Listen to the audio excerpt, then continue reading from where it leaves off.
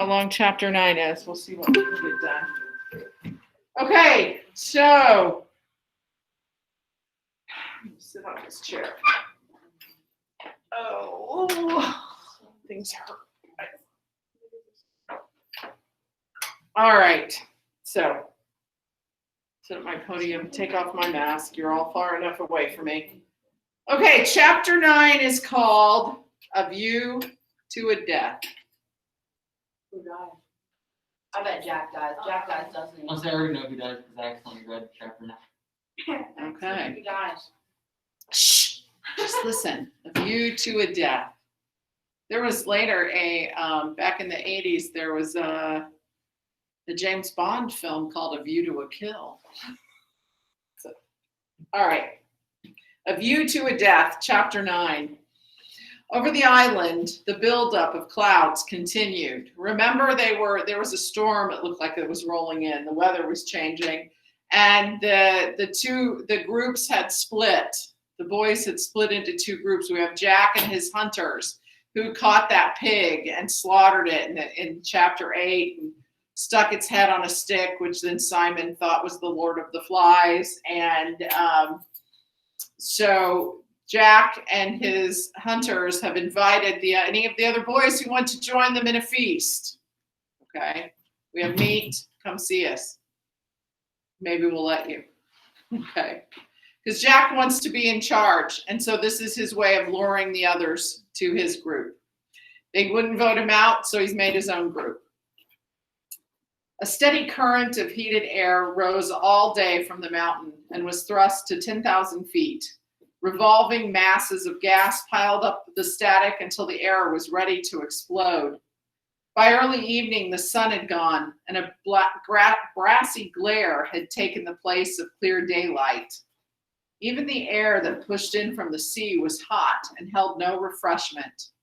Colors drained from water and trees and pink surfaces of rock, and the white and brown clouds brooded. So you know how it is on it when we have storm clouds roll in, whether it's snow or thunderstorms, everything gets gray, doesn't it? And sort of colorless. Hey, okay. Yeah. I'm listening. I'm just plugging in. Okay, well, all right. Nothing prospered but the flies who blackened their lord, okay, the pig head, and made the spilt guts look like a heap of glistening coal. Even when the vessel broke in Simon's nose and the blood gushed out and they left him alone, preferring the pig's high flavor. So Simon now has a bloody nose. Something burst. He's passed out. With the running of the blood, Simon's fit passed into the weariness of sleep. He lay in the mat of creepers while the evening advanced and the cannon continued to play.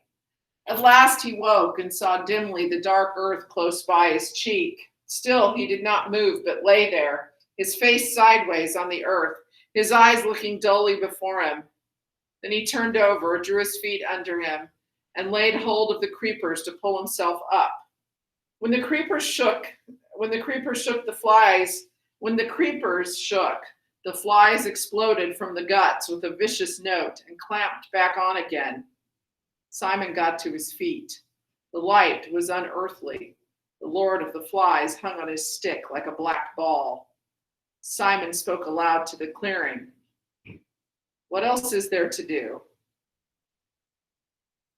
Nothing replied. Simon turned away from the open space and crawled through the creepers till he was in the dusk of the forest. He walked drearily between the trunks, his face empty of expression, and the blood was dry round his mouth and chin. Only sometimes, as he lifted the ropes of creeper aside and chose his direction from the trend of the land, he mouthed words that did not reach the air. Presently, the creepers festooned the trees less frequently, and there was a scatter of pearly light from the sky down through the trees. This was the backbone of the island, the slightly higher land that lay beneath the mountain where the forest was no longer deep jungle.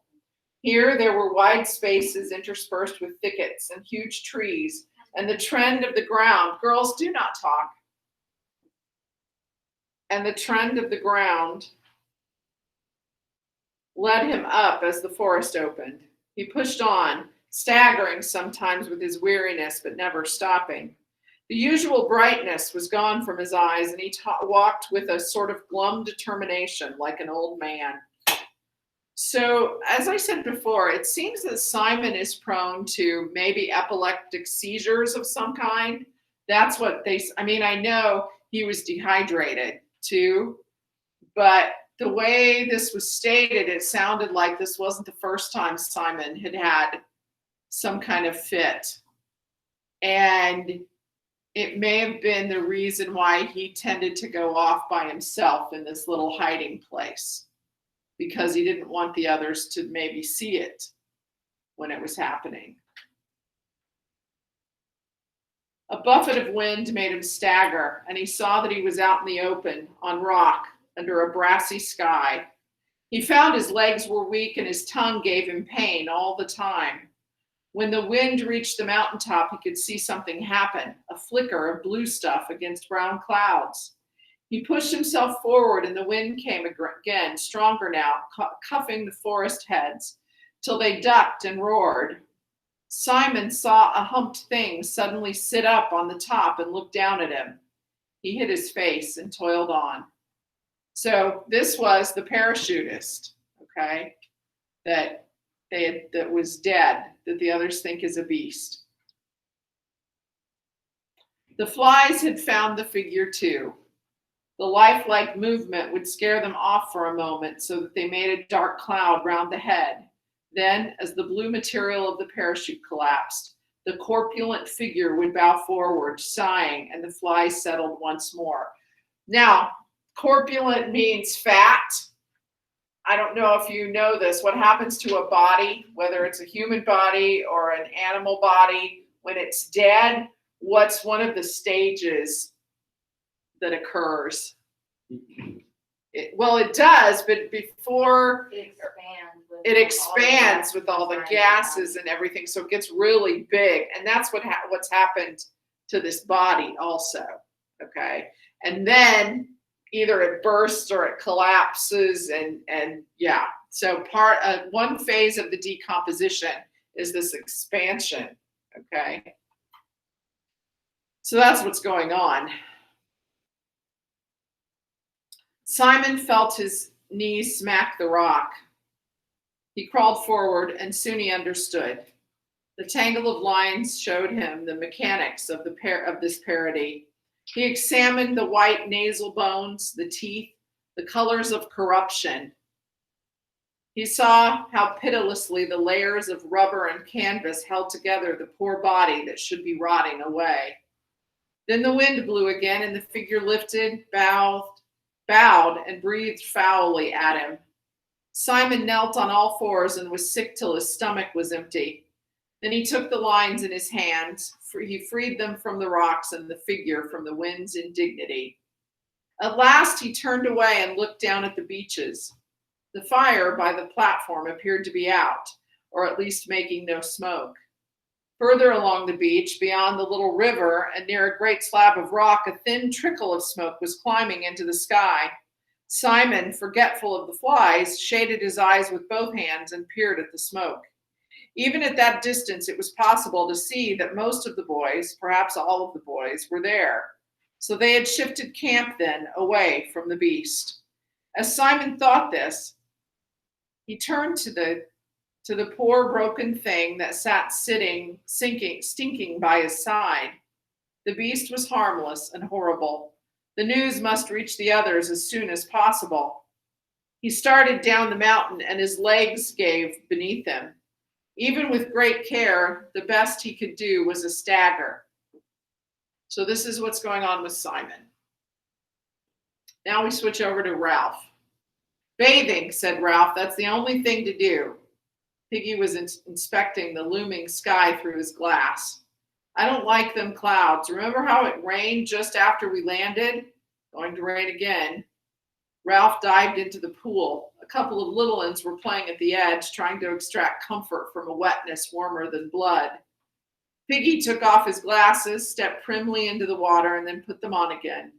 Ralph came to the surface and squirted a jet of water at him. Mind my specs, said Piggy. If I get water on the glass, I got to get out and clean him.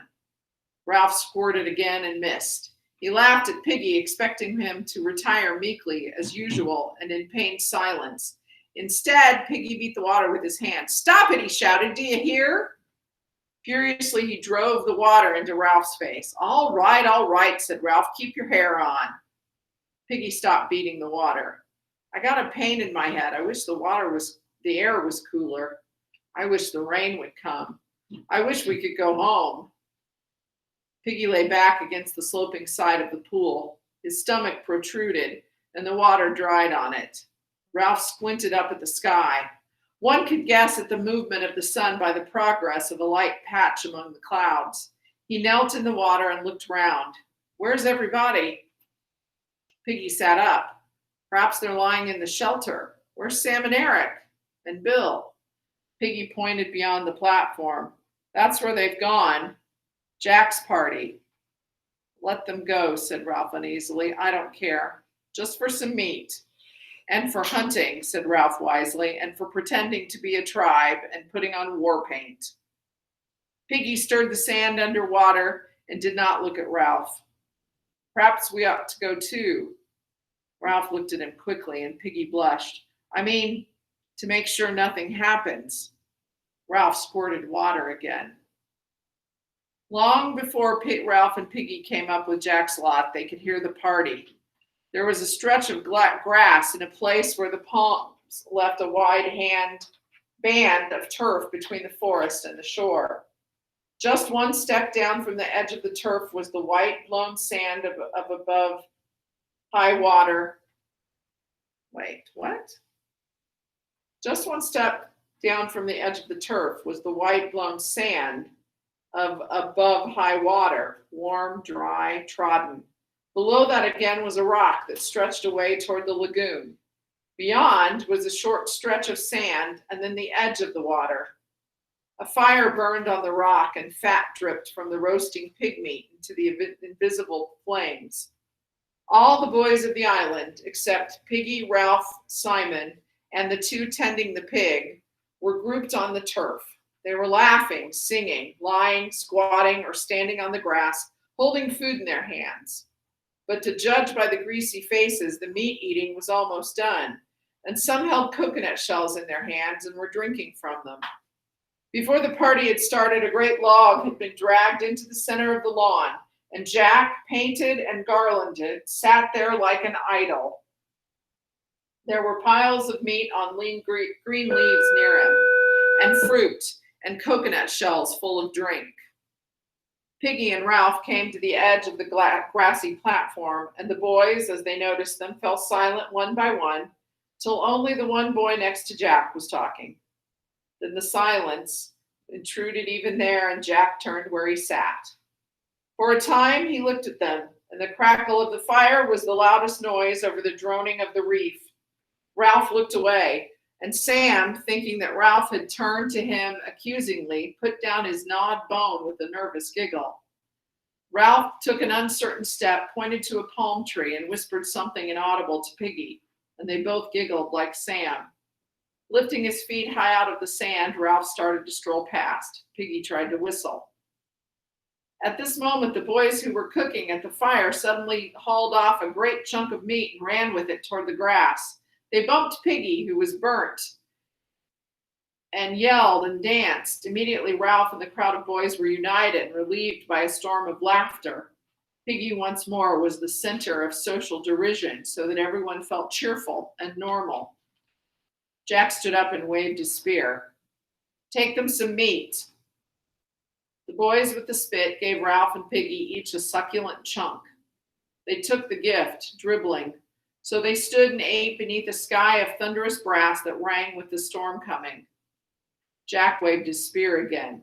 Has everybody eaten as much as they want? There was still food left, sizzling on the wooden spits, heaped on the green platters. Betrayed by his stomach, Piggy threw a picked bone down on the beach and stooped for more. Jack spoke again impatiently. Has everybody eaten as much as they want? His tone conveyed a warning given out of the pride of ownership, and the boys ate faster while there was still time. Seeing there was no immediate likelihood of a pause, Jack rose from the log that was his throne and sauntered to the edge of the grass. He looked down from behind his paint at Ralph and Piggy. They moved a little farther off over the sand, and Ralph watched the fire as he ate. He noticed, without understanding, how the flames were visible now against the dull light. Evening was come, not with calm beauty, but with the threat of violence. Jack spoke. "Give me a drink." Henry brought him a shell, and he drank, watching Piggy and Ralph over the jagged rim. Power lay in the brown swell of his forearms. Authority sat on his shoulder and chattered in his ear like an ape. So, guys, how is kind of Jack seem to be acting right now? Yeah, he's like, he's sitting on sort of a throne. He's got garlands on him. He's offering them meat like he's the king, right? And he's like, "Bring me a drink." He's ordering all the others around. This is what Jack's always wanted, at least since they got on the island. Part of that is because Jack was in charge of the boys in the choir when they were in school before all of this happened. But he is, he's like sauntering around, king of the castle. All right, y'all had what, enough? Has everybody got what they want? Bring me something to drink, like they're his servants. He's in charge. And now he says, "All sit down." The boys ranged themselves in rows on the grass before him, but Ralph and Piggy stayed a foot lower, standing on the soft sand. Jack ignored them for the moment, turned his mask down to the seated boys, and pointed at them with the spear. "Who's going to join my tribe?" Ralph made a sudden movement that became a stumble. Some of the boys turned toward him. "I gave you food," said Jack, "and my hunters will protect you from the beast. Who will join my tribe?" "I'm chief," said Ralph, "because you chose me, and we were going to keep the fire going. Now you run after food." "You ran yourself," shouted Jack. "Look at that bone in your hands." Ralph went crimson. "I said you were hunters. That was your job." Jack ignored him again. "Who'll join my tribe and have fun?" "I'm chief," said Ralph tremulously. "And what about the fire? And I've got the conch." "You haven't got it with you," said Jack, sneering. "You left it behind. See? Clever. And the conch doesn't count at this end of the island." All at once the thunder struck. Instead of the dull boom, there was a point of impact in the explosion. "The conch counts here too," said Ralph, "and all over the island." "What are you going to do about it then?" Ralph examined the ranks of boys. There was no help in them, and he looked away, confused and sweating. Piggy whispered. I keep wanting to call him Peggy. Piggy whispered, "The fire, rescue." Who'll join my tribe?" "I will. Me, I will. I'll blow the conch," said Ralph breathlessly, "and call an assembly. We shan't hear it." Piggy touched Ralph's wrist. "Come away. There's going to be trouble, and we've had our meat." There was a blink of bright light beyond the forest, and the thunder exploded again so that the little ones started to whine. Big drops of rain fell among them, making individual sounds when they struck. "Going to be a storm," said Ralph, "and you'll have rain like when we dropped here. Who's clever now? Where are your shelters? What are you going to do about it?" The hunters were looking uneasily at the sky, flinching from the stroke of the drops. A wave of restlessness set the boys swaying and moving aimlessly. The flickering light became brighter, and the blows of the thunder were only just bearable. The little ones began to run about, screaming. Jack leaped onto the sand. "Do our dance! Come on, dance!" He ran stumbling through the thick sand, the open space of rock beyond the fire. Between the flashes of lightning, the air was dark and terrible, and the boys followed him clamorously. Roger became the pig, grunting and charging at Jack, who sidestepped. The hunters took their spears, the cooks took spits, and the rest clubs of firewood. A circling movement developed and a chant. While Roger mimed the terror of the pig, the little ones ran and jumped on the outside of the circle. Piggy and Ralph, under the threat of the sky, found themselves eager to take a place in this demented but partly secure society. They were glad to touch the brown backs of the fence that hemmed in the terror and made it governable. Kill the beast, cut his throat, spill his blood. The movement became regular while the chant lost its first superficial excitement and began to beat like a steady pulse. Roger ceased to be a pig and became a hunter, so that the center of the ring yawned emptily. Some of the little ones started a ring on their own, and the complementary circles went round and round as though repetition would achieve safety of itself. There was the throb and stamp of a single organism. The dark sky was shattered by a blue-white scar. An instant later, the noise was on them, like the blow of a gigantic whip. The chant rose a tone in agony. Kill the beast, cut his throat, spill his blood. Now, out of the terror rose another desire, thick, urgent, blind. Kill the beast, cut his throat, spill his blood.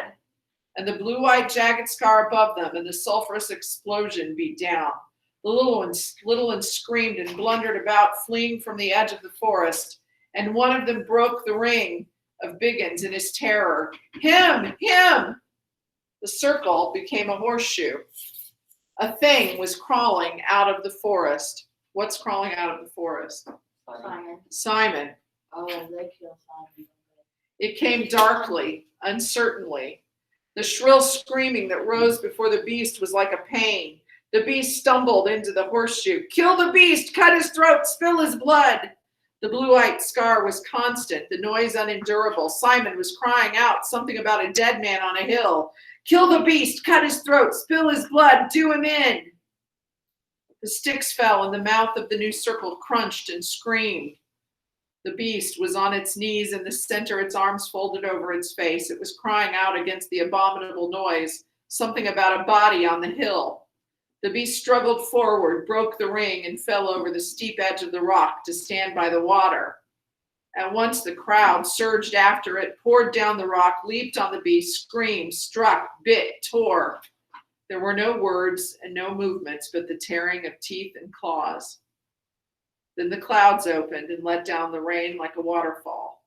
The water bounded from the mountaintop, tore leaves and branches from the trees, poured like a cold shower over the struggling heap on the sand. Presently the heap broke up and figures staggered away.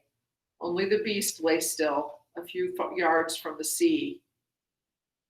Even in the rain, they could see how small a beast it was, and already its blood was staining the sand. Now a great wind blew the rain sideways, cascading the water from the forest trees. On the mountaintop, the parachute filled and moved. Figure slid, rose to its feet, spun, swayed down through a vastness of wet air, and trod with ungainly feet the tops of the high trees. Falling, still falling, it sank toward the beach, and the boys rushed screaming into the darkness. The parachute took the figure forward, furrowing the lagoon, and bumped it over the reef and out to sea.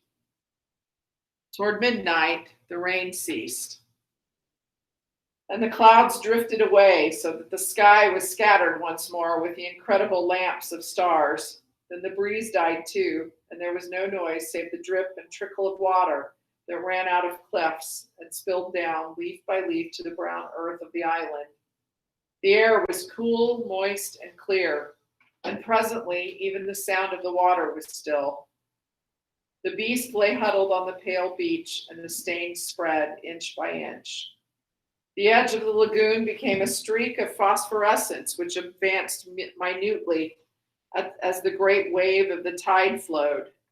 The clear water mirrored the clear sky and the angular bright constellations. The line of phosphorescence bulged about the sand grains and little pebbles.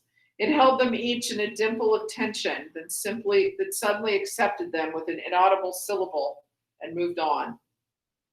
Along the shoreward edge of the shallows, the advancing clearness was full of strange, moonbeam-bodied creatures with fiery eyes. Here and there a larger pebble clung to its own air and was covered with a coat of pearls.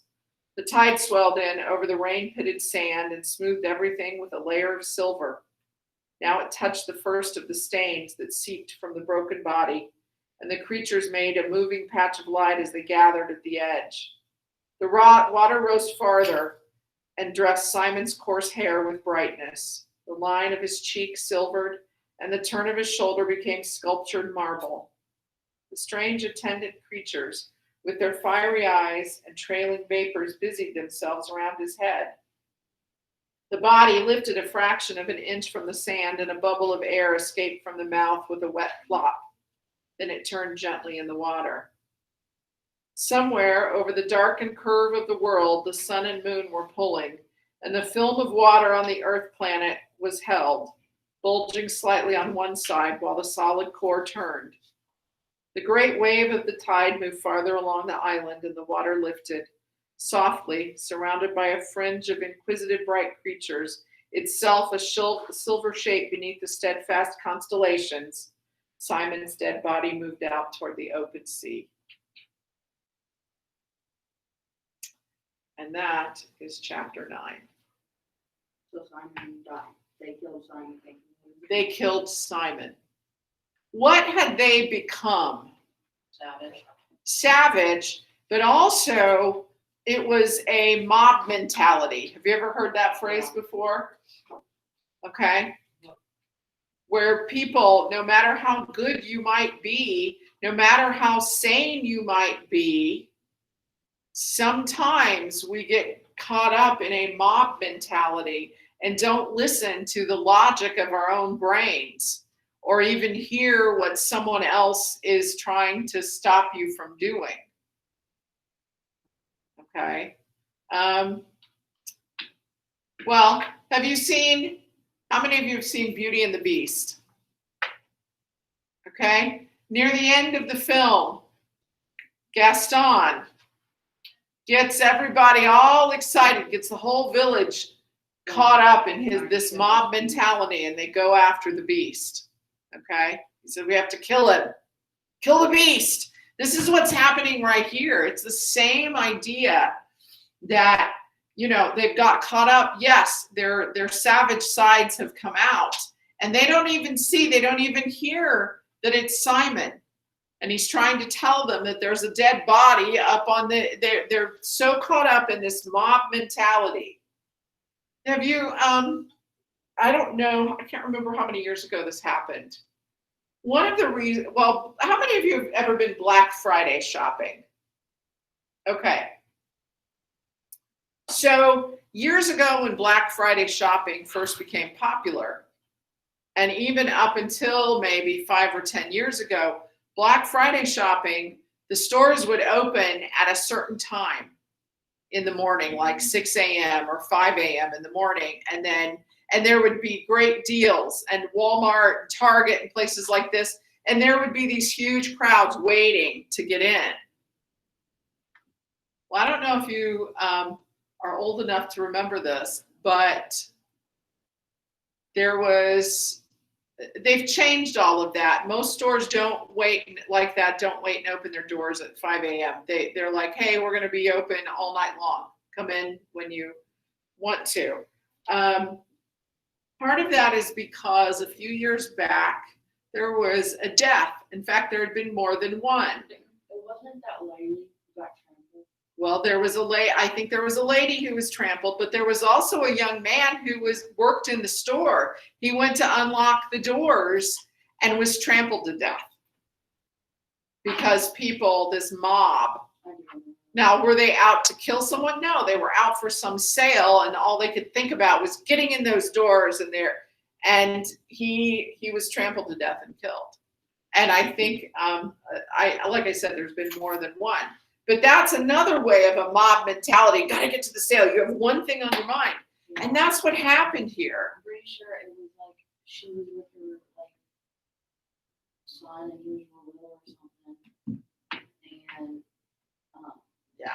they were shopping, and it was Black Friday. Yeah, wouldn't surprise. I think you're right. Yeah. How for the most part, though, they usually do it online. You know, A lot of people do it online now. Yeah. I don't like online shopping. What? It doesn't also help that all the fighting and everybody does. You see like the videos of like Yeah. people fist fighting each other for a TV. That's Yes. $100. Yes. Fucking ain't that Exactly. expensive, but I mean, like, Yeah. Oh, I know. I'd rather People want their deals. I'd rather have spend $300 on TV than $900 on hospital, but still.